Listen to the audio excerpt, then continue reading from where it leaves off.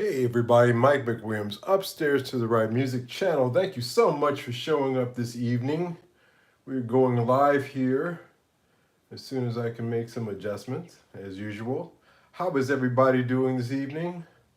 Oh, there I am. All right, I found myself.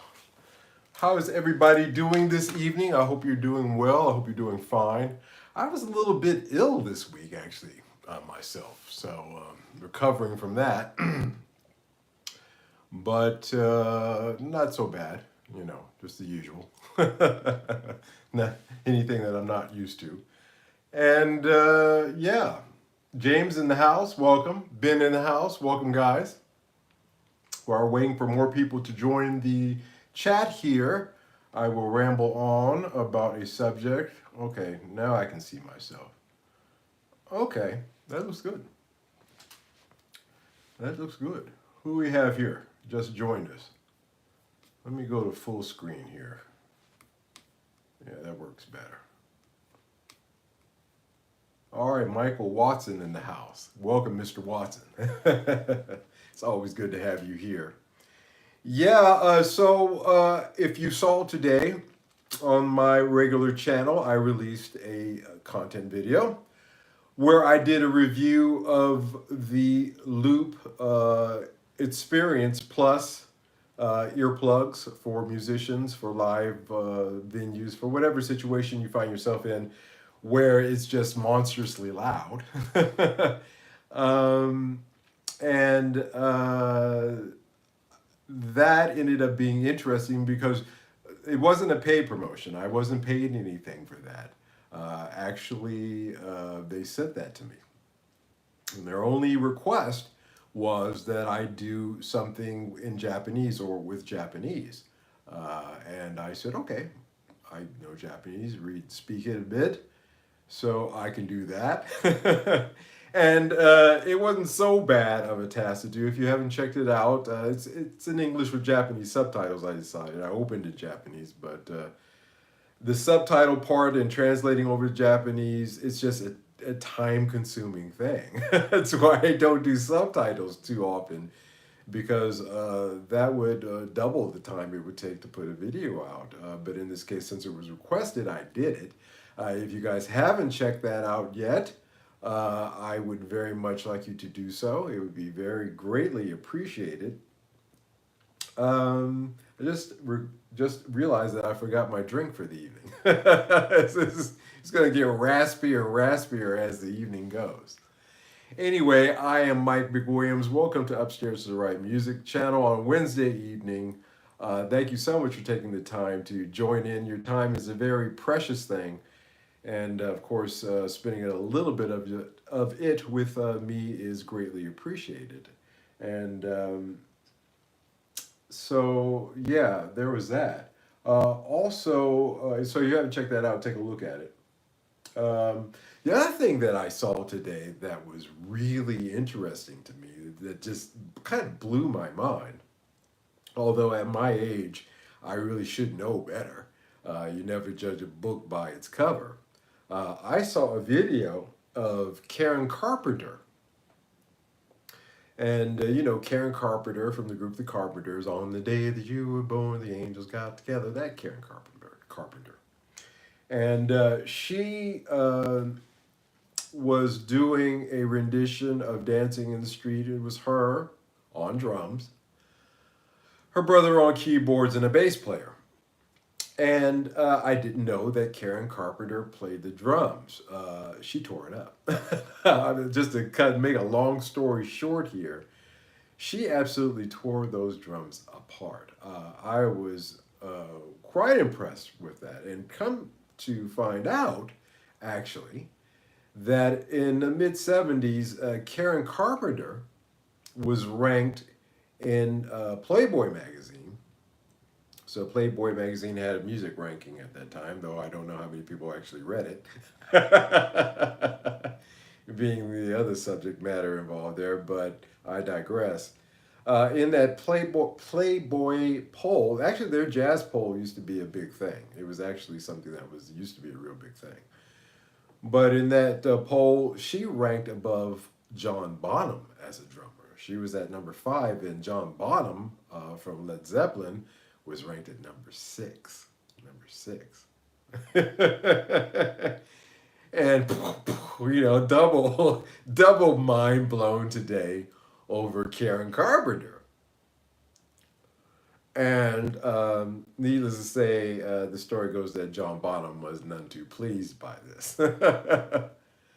And after listening to her and listening and knowing John Bonham very well, there's a lot of isolated tracks, especially for Fool in the Rain.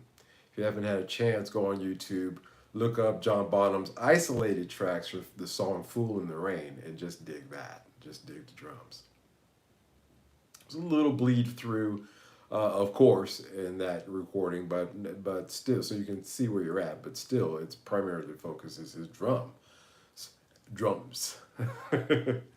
And it's amazing.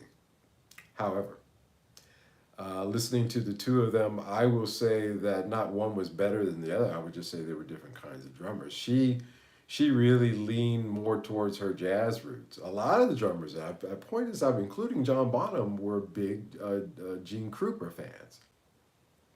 Big Gene Krupa fans. Gene Krupa beat the hell out of a snare. If you haven't checked him out, again, go to YouTube, look up Gene Krupa. And it's an interesting thing to me that she had that ability. Again, you never know. There's a lot of cats out there that will surprise you with their abilities. They'll pull off something, and you will say, "Hey, how did this happen?" Hey, welcome. Hi to you too. Welcome to the live stream. I am still getting myself set up. I forgot my drink for the evening, so that's going to cost me later on. For some reason, I'm getting very slow internet, so I will check back with the chat here in a moment. But welcome. It just blew my mind. So if you guys haven't checked that out, I throw that out there as food for thought. To take a look at Karen Carpenter playing "Dancing in the Streets." She's on drums on YouTube, and just dig that.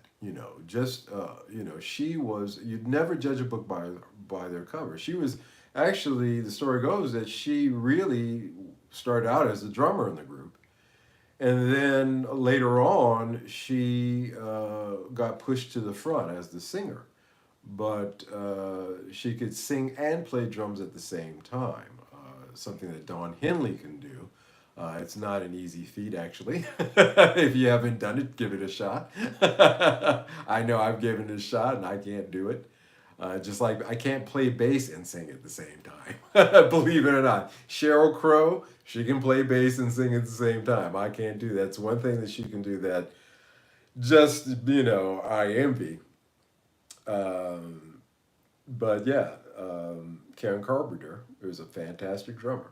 According to the 1975 Playboy musicians poll, she ranked above John Bonham from Led Zeppelin in terms of being a drummer. And listening to the two of them again, to finish this up, I'll just wrap it up by saying that they were just different kinds of drummers. One wasn't better than the other, per se. They were just different, but they were both excellent. So dig that, man. Just wow. Karen Carpenter. I never do that. Did you guys know that? I had no idea. I had no clues whatsoever about that. And it just blew me away. You run into cats, and they think, oh, this guy is this or this guy is that, and he'll sit down to your piano or your guitar and he'll teach you a thing or two. You'll be like, wow, I never knew you play would be the first thing that would come out of your mouth. And or musicians or singers who were musicians in their own right. That's really starting to come to light a lot more in the YouTube age. We're starting to discover a lot more about our artists that we really liked. Okay, on to tonight's main topic. I think we got enough people here. Dewey, Maddie, Two Hats in the house. Thank you guys for showing up again. Uh, let's talk about Korean Epiphones. Let's talk about Korean Epiphones. A few clicks back, it was inquired to me if I knew anything much about Korean Epiphones. Ben Allmark. I just checked out Karen on the drums. Very impressive. Very. Yeah. Yeah. I'm glad you took a look at that right now, Ben. Yeah. Okay. Again, you can see and hear Gene Krupa in her. And all those guys and women now, we can certainly add to that list. Karen Carpenter, who really took to that style. That very heavy, very staccato rhythmic type of drumming. You hear in John Bonham's playing, mixed in with his own thing. So yeah, I'm glad you checked that out. We're taking a look at the rest of you guys. Take a look at that too. Give the lady some respect. She did good. Yeah, let's talk about Korean Epiphones. It was inquired upon me a few clicks back, as I said. Did I know much about Korean Epiphones? And I had to admit that I've never owned personally or played that I know of consciously. I might pick one up and didn't know it was a Korean Epiphone in my life. And I heard the internet stories, the usual ones. Most of the common complaints that you hear from most people about the Korean guitars are crooked tuners. Somehow or another, I guess the lighting was worse at the factory there where they made those than it was at the Gibson factory that apparently every other light bulb wasn't screwed in or burnt out. So crooked tuners, bad nut alignment. That can happen, and that can happen in the best. Getting that nut in there, getting that bridge and that nut, squared away, is very important. But this is nothing that is unique to Korean Epiphones either, in my opinion. Certainly with Chinese made Epiphones, we've seen crooked tuners. There's certainly stories of that. And the third major complaint is a common one, but one, again, that is repairable. Dewey 7330. It's funny. I've been watching Halo, man, Now that I read 7330, I'm like, is this Master Chief?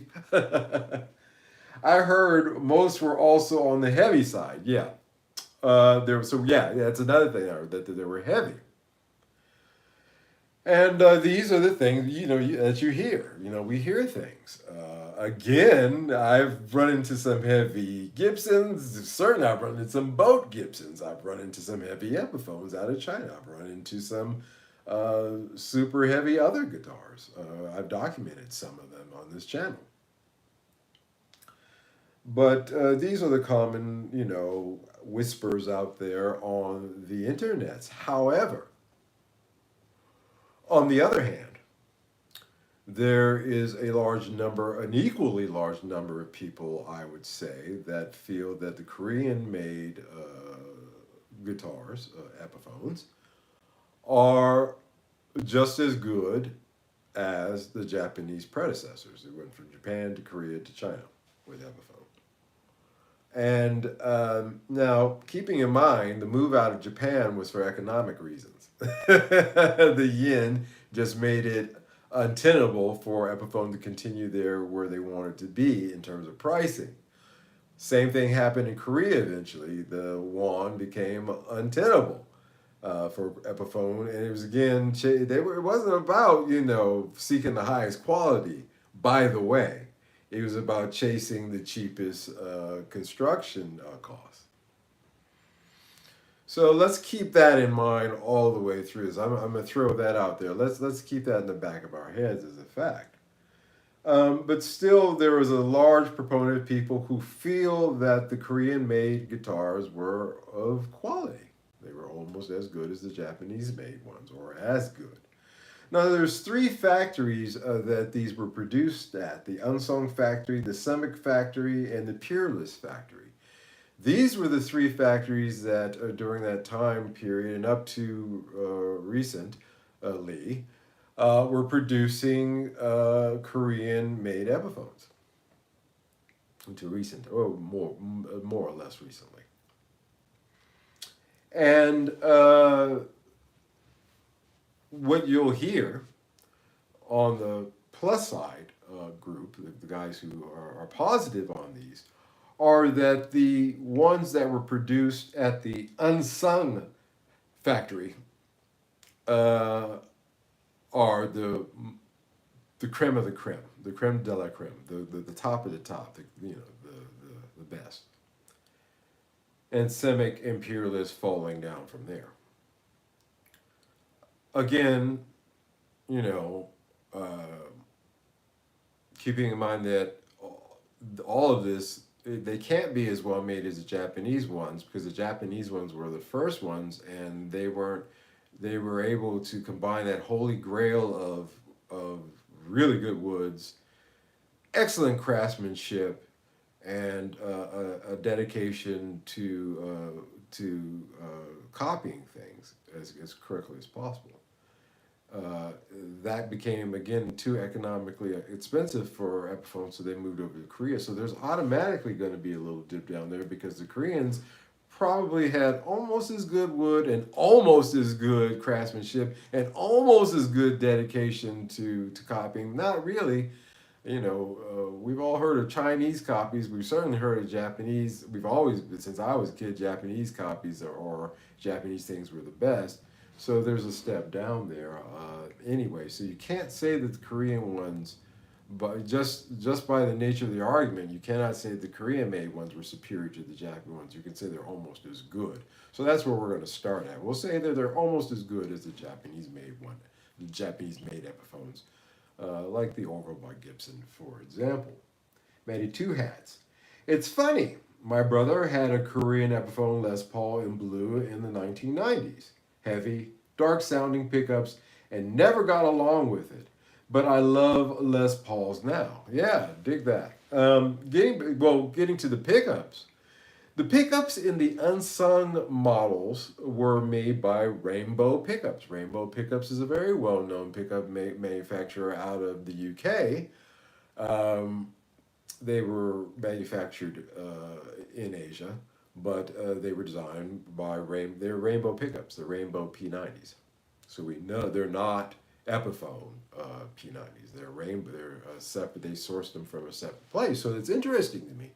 Oh, I hate Epiphone pickups. They're not great. They're this, that, and the other. But these weren't Epiphone pickups. And again, the people on the plus side say that these pickups are absolutely fantastic, and and then again the obverse side, they say that they immediately need to get tossed. So again, you got that dichotomy there going. Now I did a little research into the return rates on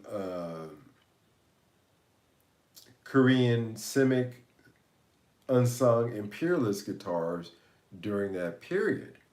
I found some data.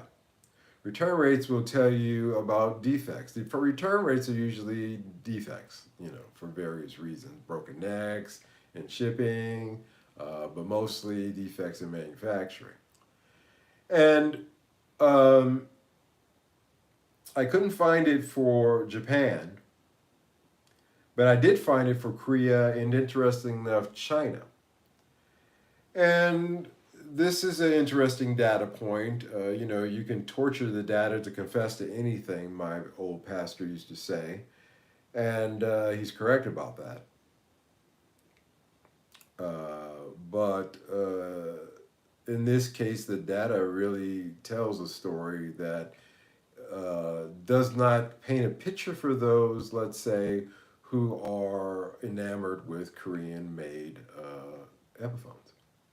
The return rates on the Korean Simic, Unsung, and Peerless during that time period that they were majorly producing them was a negative of 5%, a negative 5%. So 5% of them were getting returned. Again, um, defects in manufacturing, just something that is just absolutely couldn't be played kind of situations, and sometimes returns from the distributors because of damage during shipping, but mostly factory defects. Now, China Epiphones made in China, up to date, have a return rate nowadays of a negative 1%. It means only 1% of them are getting returned because of issues due to manufacturing, mostly, primarily. Wow. So the Korean made ones obviously are not as well made in the manufacturing process from that metric as the Chinese ones ended up being. Well, interesting. Interesting. And so, what does this tell us, Mike? Well, this tells us that a guitar is a guitar, man. You know, there's going to be some dogs and there's going to be some great ones in every bunch. And until you play a couple of them, if you're able to, or you have enough experience with that particular model of guitar where you can pretty much well suss out in about 5 minutes whether it's a good one or not, maybe sometimes even less than that, um, then you're just going to have to go through that process. And that is a natural process. And that's how the process used to be when we had brick and mortar stores. Buying online now is a crapshoot, as I've said before, but if it survived till now out in the wilds, I have this theory. Even if you buy it on the internet, and it's a used guitar I'm talking about, used guitars. If it's out in the wilds, chances are, because if you're buying, especially if you're buying them from shops, it's the shops check them out. Okay, so that's one good thing, especially if it's a Japanese shop. And the other thing is it survived through this period of time, especially if we're talking about older ones like we are talking about tonight, Korean made Epiphones.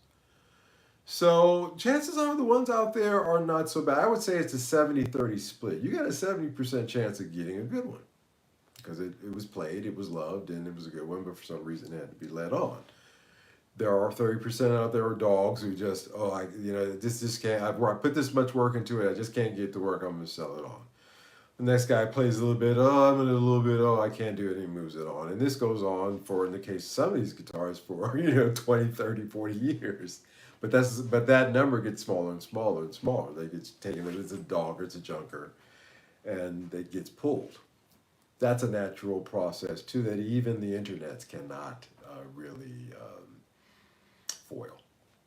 So I say that in order to bring up the fact that I have purchased a Korean unsung 1998 Les Paul 1956 P90. I am the owner of one of those guitars now. A couple of reasons there. First of all, I've never had a Korean made Epiphone, and yes, guys, I'm back in the Epiphone business. Now, this is for my business, of course, my guitar trading business, a selling business. But one came up, and I bought it. 1998, made in the Semic factory, with the original rainbow pickups in it. Everything is there except for, interesting enough, the truss rod cover, which I've got a couple of them here in this silver bowl next to me, and the switch knob, which I again have several of those laying around. Other than that, no scratches, no dings, no dents. It is missing the pick guard, but again, I got one of those here. See, that's why you hold on to your parts, ladies and gentlemen, is because you never know when something's going to come up and you're going to need it. Never ever say, "Hey, I'm going to give you this guitar, but you can have these spare parts with it too. I'm not going to need." No, you sell the guitar or trade the guitar. You keep the parts. You don't even mention them. Parts with these are not the parts you're looking for. you know you hold on to them, and your friends or your loved ones may say, "What the hell are you keeping all that stuff for?" And you'll be like, "Ha, because I needed it because this came around, and because it was just missing those simple things that are easily replaced. I was actually able to get a further discount on their already discounted price on it. I got this thing for a screaming deal, kids. I'm not gonna say how much because it's my business dealings in that regard that I don't want to disclose. However, I will say I got a screaming deal on it, and even including getting it from Japan to here, it's still a screaming deal, and so it was worth taking a look at. It was one of the other reasons. Third reason being that I myself would like to take a listen to those rainbow pickups.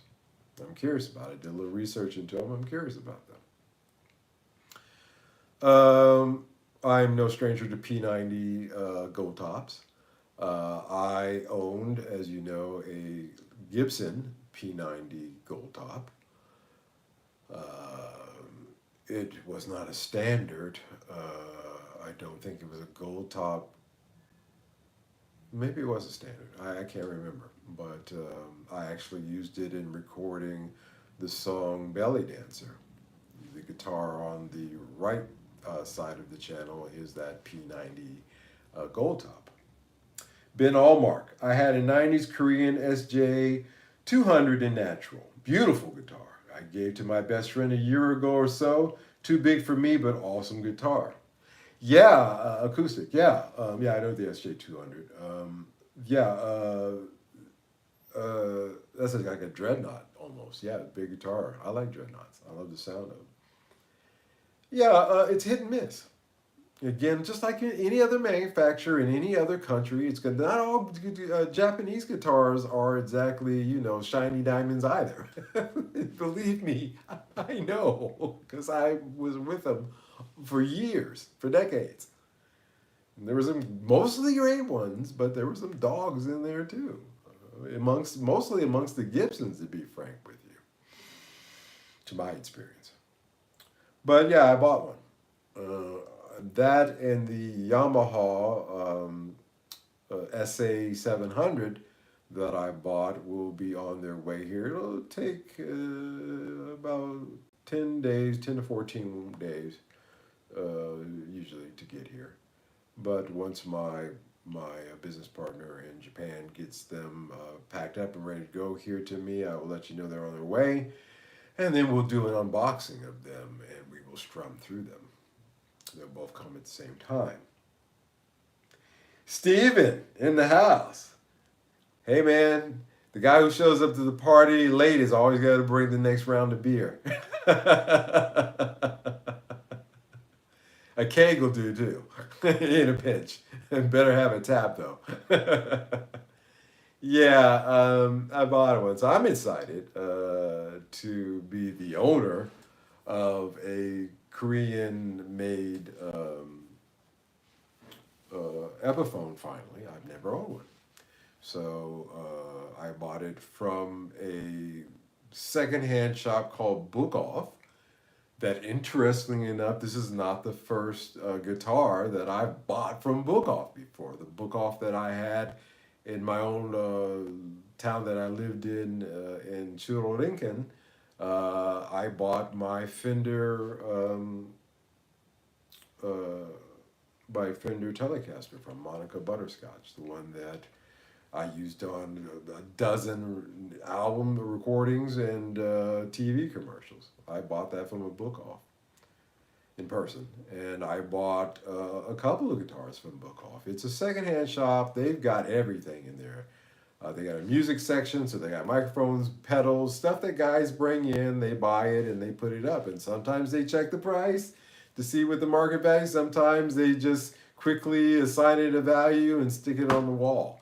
And those are the ones that are a deal. And this one ended up being quite similar. They even didn't charge for shipping from Tokyo to Osaka. It's free shipping. Whew, beautiful with these guys. They've been a blessing to me my entire life. So it's coming from them. So it's not a guitar shop like the SA700 is coming from, a dedicated guitar shop. I know that one. They did a YouTube video on it. Forgot. If you guys want to see that one before it comes, just go look up at First Guitar of their little demo of a SA700. That's the one that I bought. But in the case of this Book Off one, again, it's missing some things, but I know that it's in great shape because they take a lot of pictures. So there's always that. Stephen Whitney says, I heard Gibson is not doing any more budget-friendly Gibsons, but however, Epiphone just started doing $1,500 guitars, which I'm trying to see how I feel about that. I'm not a snob, but just thinking, is it worth it? Well, yeah, we've talked about that, Stephen, in past live streams and regular content on my show, where this raise in price with Epiphone was being predicted by a guy named 3-Chord Dave, a great channel, you should check him out too, and myself. Back when I bought the 1959 Les Paul Epiphone Standard for 700 euros. Now those guitars are $13.99, and we saw this coming. And a lot of people also within this community are not thrilled with the idea of buying Chinese-made guitars, although I showed you stats there that showed you they're better than the Korean ones were at those kind of prices. The whole idea or mindset behind buying, for example, a Chinese-made Epiphone is because you're getting an okay, decent build on it, but you're getting it at a bargain price. When it starts getting into Gibson territory, again, I always use this terminology that it's not a value proposition that is attractive, or I would say even tenable. We'll see. I mean, once things get there, they stay there, but we'll see. So there's a lot of cats here, Stephen, that are just not digging that. You've come to the right place as far as that sentiment is concerned. Certainly, without any question. We're all not feeling it. We're not really going for it. Because it rides up against, again, the idea of what those things are. Squire, for example, has not managed. They're creeping up there, but they're still staying within a pretty manageable price. They're not made in China per se. Some are made in Indonesia. But interesting at the Indonesian Semic factory. Speaking of Semic, but yeah, we're just we're not feeling that here. This is a not feeling the high priced Epiphone group. We fall on that side of that. But so the return rates again tell us an interesting story. Stephen, again, have you seen the Solo King guitars? No. I will make a note every time you guys bring something up, like tonight's subject. I will take a note of it and take a look at them. Sounds like I like the name, the Solo King. Damn it, I'm my own man, like Liberace. Sorry, that's an old Prince joke. Looking at the return rates, it tells a different story. It tells us that the Korean-made ones were, they were okay, but there were not as many returns of them.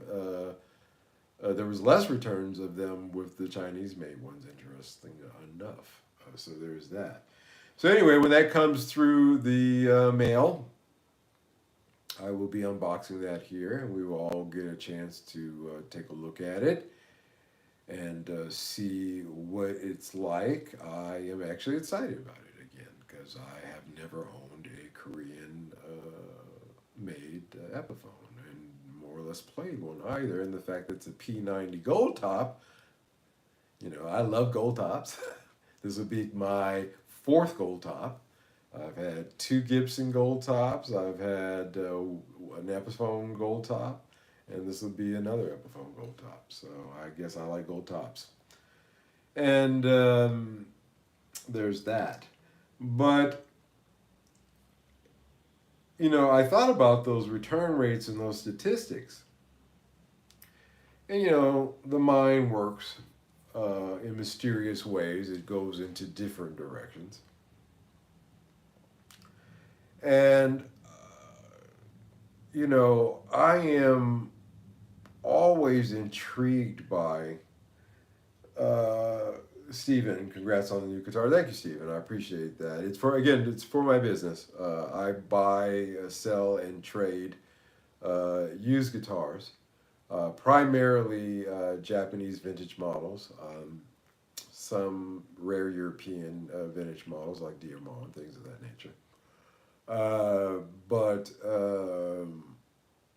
it's one that I got at a price enough where it's such a great price on it. Where again, including the VAT and the shipping, and what I can move it on for, it makes sense. It's actually pretty much. I'm thinking about making it a trade guitar. I'm gonna put it off on hold, and maybe something will come up where somebody would be interested in taking it on trade. So it may be around the Upstairs to the Right studio for a while.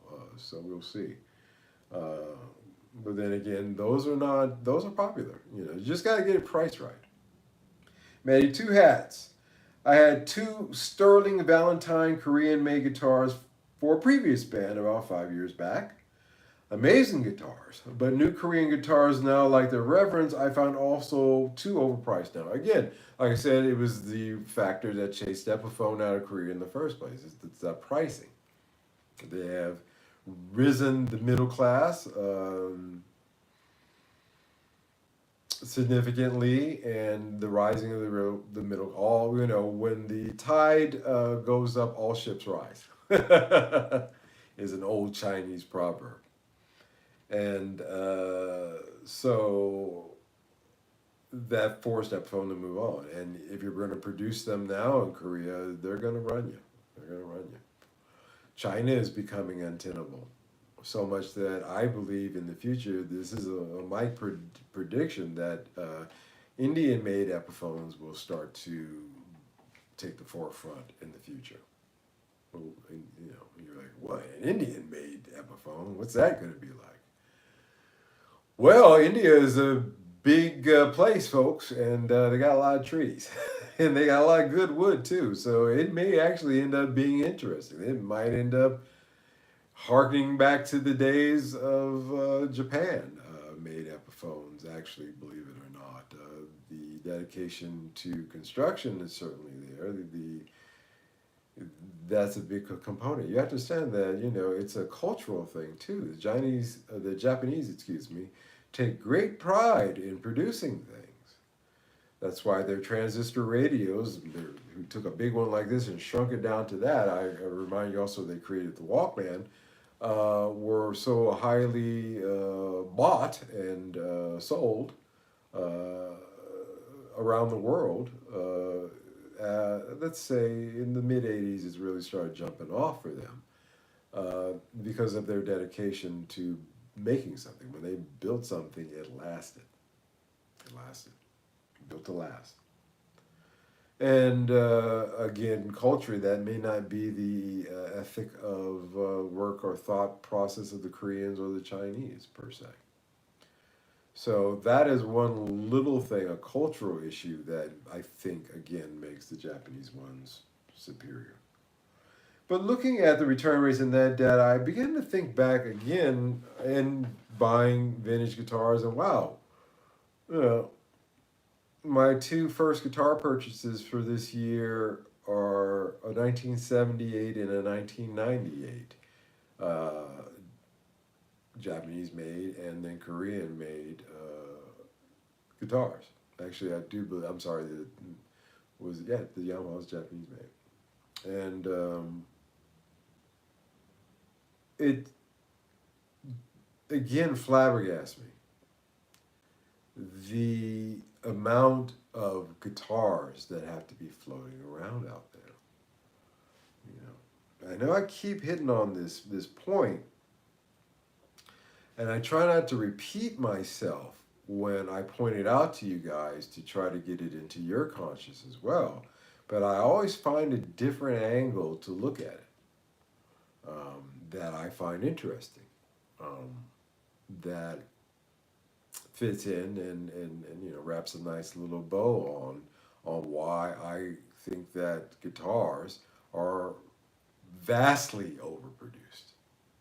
Vastly overproduced. I think that it's ridiculous. And I would say from an ecological standpoint, criminal. Criminal. Now, in the used car market, in the car market period in the United States, they are suffering, the car dealerships. They're suffering. Why are they suffering? Well, okay, why are we talking about cars? Well, I told you last week when we were talking about spray paints and the constructions of fenders that the colors that were being used were DuPont colors and that these were automotive colors. They were colors that were used for making, for painting cars. And Leo Fender said, hey, let me use that on my guitars. And repairing guitars, I also pointed out, is a lot like repairing cars in a lot of ways. A lot of the stuff that you use on automotives to fix dents and blemishes and things like that, you can also use on your guitar. Stephen, let me hold that thought, Stephen. Let me finish this one. I looked into the obviously related market of the new and used guitar market in that regard with cars in the United States, and they're in trouble because they are drowning in inventory. They're drowning in inventory. All right, put a pin there. Stephen, have you played the brand called Vintage Guitars? Yes, we've covered vintage guitars on this channel. They're more mid-priced guitars like Epiphone. If you play them, how would you compare them to an Epiphone? On the lower end vintage guitars has a sliding scale of production on them as well. On the lower end with the vintage, I would rate the Epiphone over them, especially for resale value if that's your thing. And also just in terms of the veneers. The vintage veneers are not as good as the current Epiphone, current Les Paul veneers on some of the vintage guitars are not as good as the Epiphone veneers. Just the way they look. They look a little artificially, a little plastically to me. And I suppose that's probably one place where they save money. Once you get into some of the nicer vintage guitars, they rate just as well. I would say they're, simpatico with each other, equal to each other. Now, there's something called days supply. And you calculate days supply, how long it would take to sell all the inventory of a particular made item in a given amount of time in a current sales period, assuming that no new items of this nature were created. So they use that metric in order to determine something called the days of supply. And that lets them know how screwed they are or how shy they are. There are some car dealerships right now in the United States who have 205 days of supply. Meaning that if you shut down all the Chrysler factories in the States or Toyota, whatever, and you say, okay, we're not going to make any more until we burn through the supply, it would take 205 days. Ouch. Could those companies survive 205 days of a shutdown? No.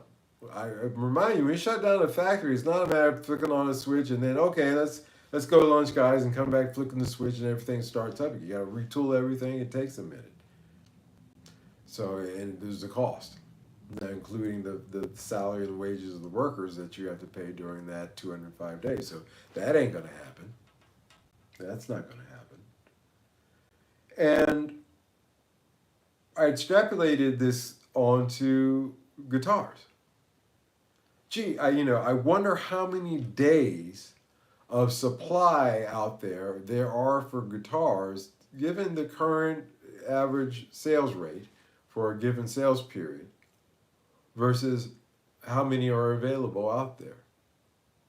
See, if you apply that metric, which car dealers do all the time, to their product, well, a car is a necessity, I would say. It's not a luxury item, although there are luxury cars.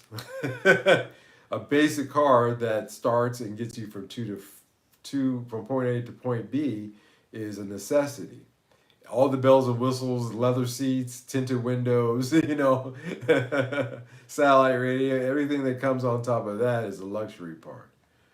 Guitars, all in unto themselves, are mostly a luxury item unless you are a musician that needs them as a tool of your trade. And so there's that. So a lot less than cars.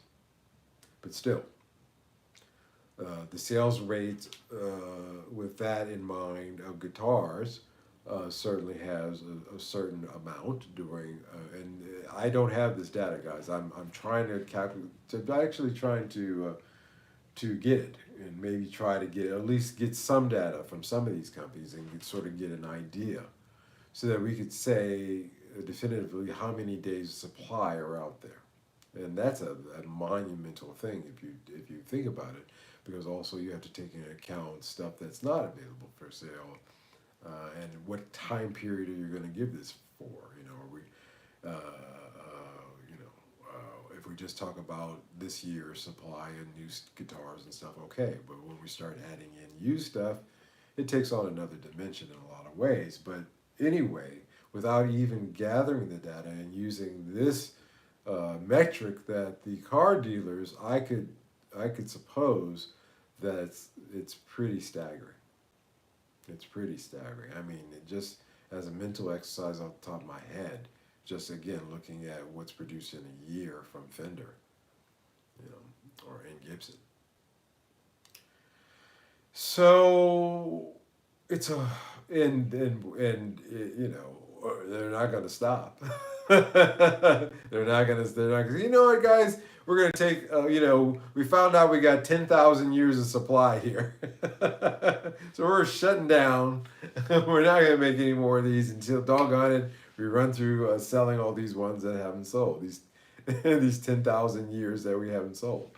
That's nothing drastic like that, but I'm sure that they would be comparable or maybe double that than a car supply, for example. I think, especially people who need a car this much, people who need a guitar this much, again, too, if I didn't make that clear enough the first time I said it. And so something to chew on, because, it's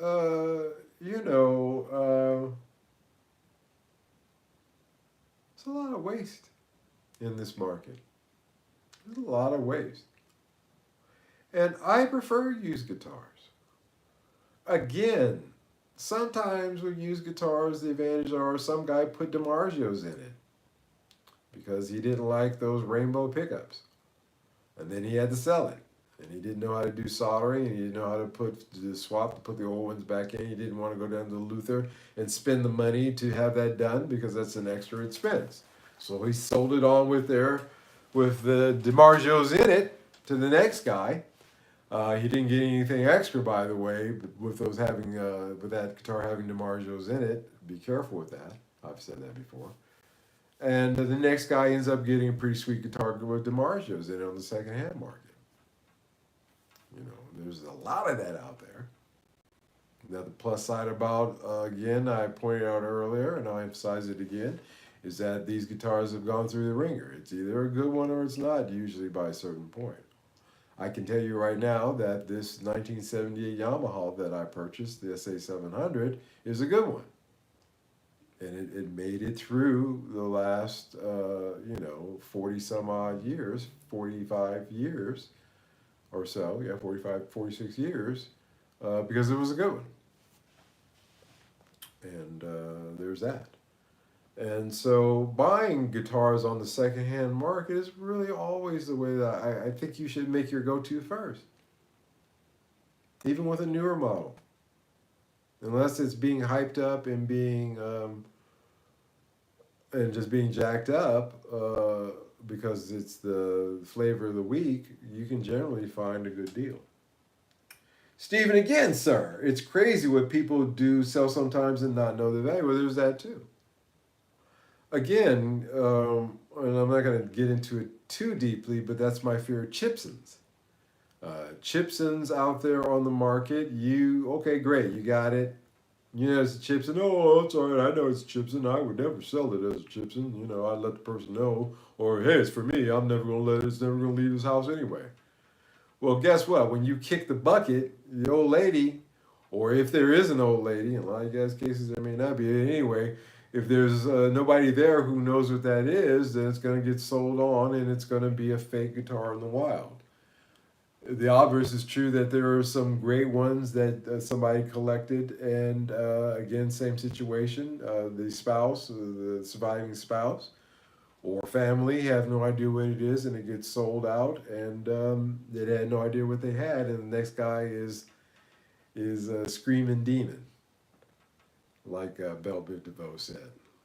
So there's that. Yeah, I agree. Or modding and not getting their money. Yeah, again, like I said, there's guys who put stuff in, they take it down a Luthier, throw in these, these X, Y, and Z's, take it home, play it forever or in a day, and then it ends up getting on the sold list, and they just don't go through the exercise of swapping back the original pickups into it, and the next guy benefits. And so there's a lot of benefits out there.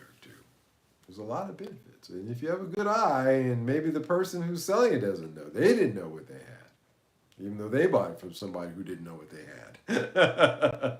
But you may know. And you may look at it and say, hey, you know what? From what I'm seeing, we're in the shops or on the internet, in either case, this is something that has got a great benefit to it. Bob is in the house. Welcome, Bob. Long time no see, sir. So to speak. Sorry, bad joke, Bob. You like it. You got my sense of humor on that one. But yeah, guys, there's a lot of stuff out there that is just available if you dig into it. You just have to have the spirit to dig into it. By the way, Bob, we just got in on that. So your speech to text thing, give it a shot. Maybe it's not working here. We didn't quite get your comment. But glad to see you here. Just really something that you need to take the time to dig into. Secondhand market. You got a better deal there. The older I get, the more I'm convinced of that. There's some guys on this channel who will not buy anything unless it's a secondhand guitar, and I think that's born out of wisdom and time. You don't need to go in the shop and buy the shiny brand new thing. You can go to the shop, and if they've got a secondhand one in there and you can actually play it, that's the best of both worlds. But yeah, there's that. So dig that, guys. I just am disturbed by it. I know it's a subject that I keep hammering on every now and then, and I will continue to, so you'll forgive me for that. However, it's just something that sticks in my craw. I mean, God, doggies, how many guitars are out there on the market? And do we really need the new Murphy Lab? But this one is even closer than last one's Les Paul. And I'll extend that even out to some of these Epiphones. How are you gonna, you know, okay, the new Epiphone 1959s have the classic quote unquote Gibson headstocks on them finally. But at $13.99, again, like I said, that's not enough of a feature to really make me get turned on with that proposition. Frederick Rogers, hello there again. Okay, good to see you, sir. I'm checking the live stream here. Um, yeah, welcome, Frederick. Hello there. We're actually wrapping up here, but better late than never. Um, Bob, I still want to see if you've got your text to speech thing working there, so let me know before we wrap it up here in a minute. I wanted to hear what your comment or question was there. Didn't quite come through. Uh, it really is just an amazing thing to me. And I can't get over it, and I won't get over it, and I want to bring awareness to it. Is that the guitar market is oversaturated. It's oversaturated. We got too much. We got too many. We got enough to keep everybody happy, whatever price point you choose. And introducing models for far more than they originally cost is not something to entice people into the shops or onto the internets. And like again, that 1959 I use as an example, that just blows me away. That that's double. That means if I walk into the shop to buy a brand new one of those, it's going to cost me 1,400 euros or 1,400 cash. And I'm like, what? What? Because of what?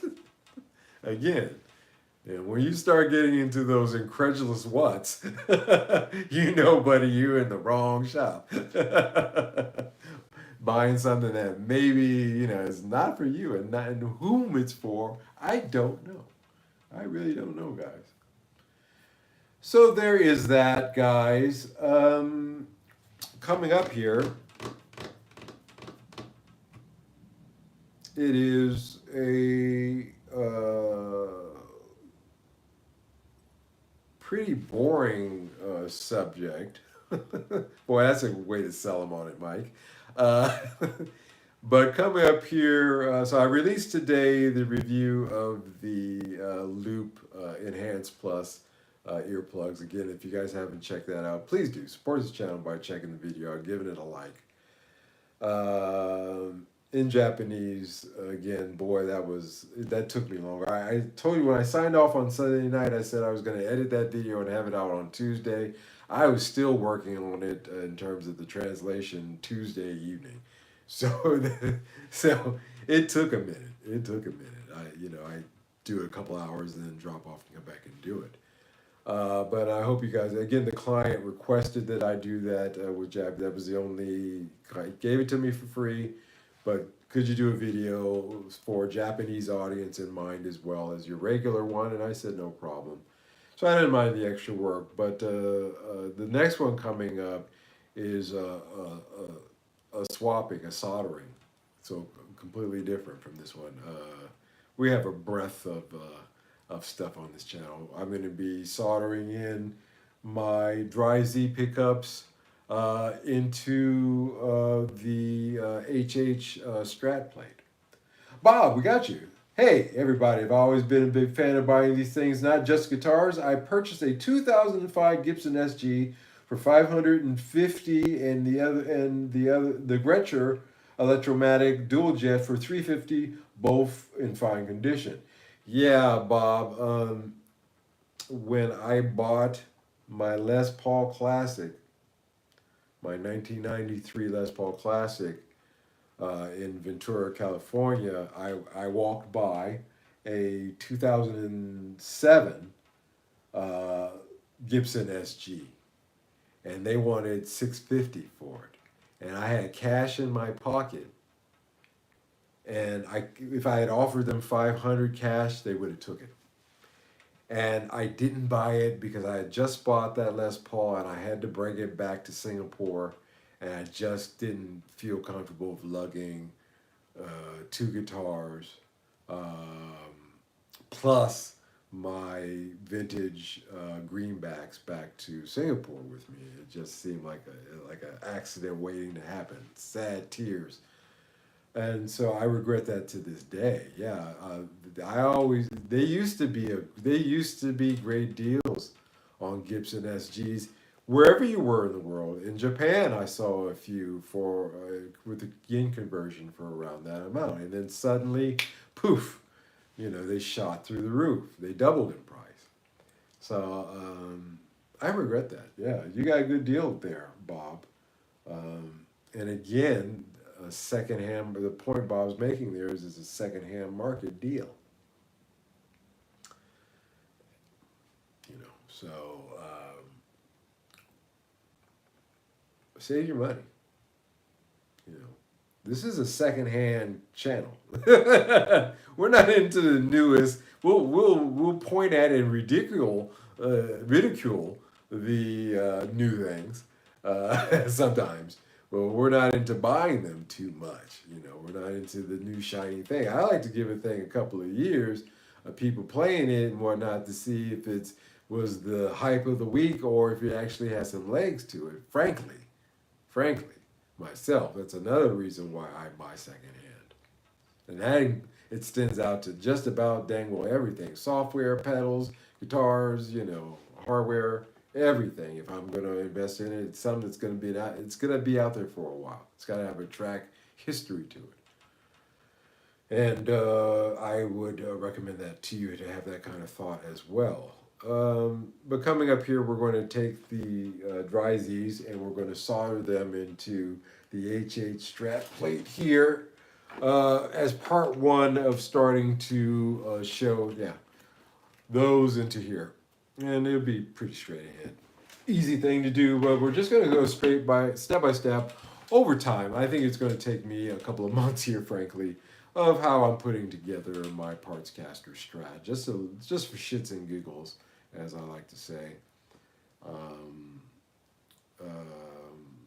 just to show that process, because for documenting it for myself, so that it turns out great and it was a pretty easy thing to do. I mean, I literally have all the parts and they're scattered all over here. We got trims here, we've got knobs there, and this, that, and here, there, plates here, bodies and necks here. We've got all the pieces to put it together. But I want to document it, putting it together step by step. If it turns out that it worked out great, then I might do it again. And documenting it also will show me where I went wrong as well. So again, everything has a multitude of purposes to it in my life. But that'll be coming up. Since I just released one, maybe I'll hold off on that one actually. I was thinking because I've already shot it, but maybe it's too much too soon. And I want the Enhance Plus review to have time to sink in. So, but that's coming up next. Just to give you guys kind of a heads up preview. Yeah, I am shocked about two things. I was exhausted, guys. I thought that my mental cohesion was going to be all over the place. There was going to be no mental cohesion tonight. But somehow or another, I I spun my yarn, and it made sense. I hope, and made it through. Another Wednesday night hump. I'm gonna call it Wednesday because that always comes to my mind. I don't care. We're gonna call it a Wednesday night hump.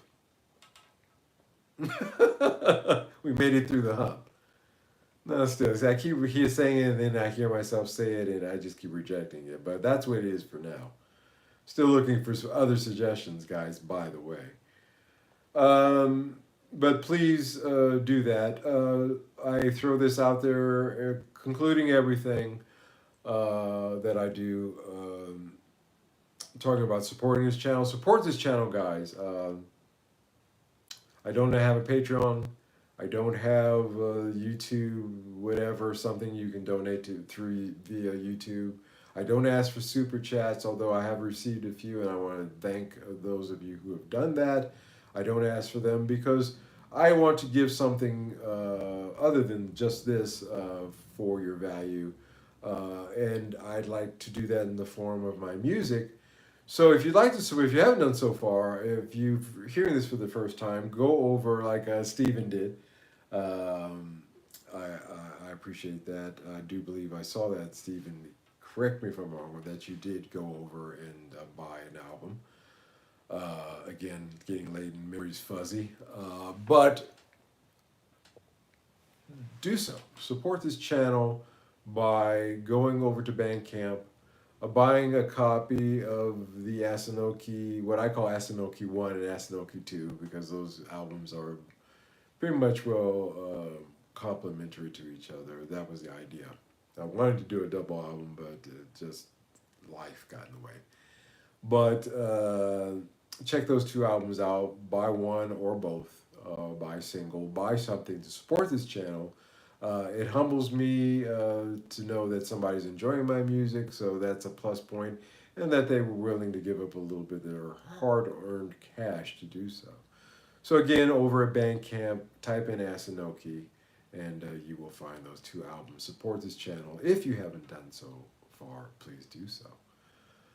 That's it, guys. I'm super tired. I'm actually really tired. So we're going to wrap this one up. I hope you enjoyed this discussion tonight about Korean Epiphones and the fact that one will be here. So you guys will see that. You'll get a chance to check that out when it rolls through a 98 of all ones. One of the OG models from the Unsung Factory, the good ones. Let's see how that stands up. Let's see how that actually works out. Thank you, Ben. Thank you, Stephen. Thank you, Frederick. Thank you, Manny Two Hats. Thank you to Ben. Thank you to Dewey. Thank you to Michael. Thank you to James.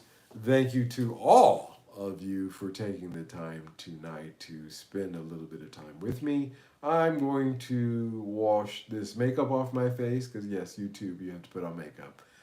And I'm going to go to bed. So there's that, guys. Never thought I would say that in my life, but there it is. It's the reality of being a YouTuber. So I will say in Japanese, "Oyasumi nasai." Of course, good morning, "Ohayo gozaimasu" to some of you. Good afternoon, "Hui moodle dog" in Dutch to some of you in your afternoon there. Either way, morning, noon, or evening, thank you so much for tuning in, and I will check you out later. Bye-bye.